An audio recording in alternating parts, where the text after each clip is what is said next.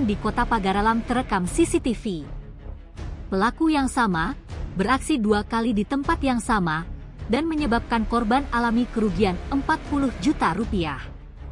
Kerabat korban yang kesal tawarkan imbalan bagi yang menemukan pelaku.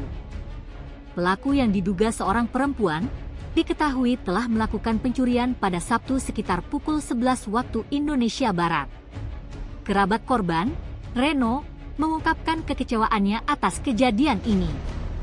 Ia juga membagikan informasi melalui media sosial dan menawarkan imbalan bagi siapa saja yang bisa menemukan pelaku. Dalam unggahan di akun Reno Anggi Septiawan, Reno juga menegaskan bahwa pelaku merupakan orang yang sama dengan kejadian sebelumnya. Ia berharap masyarakat bisa membantu memberikan informasi terkait keberadaan pelaku.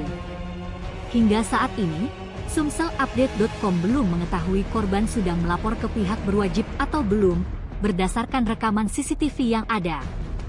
Masyarakat diimbau untuk tetap waspada dan segera melapor jika memiliki informasi terkait pelaku.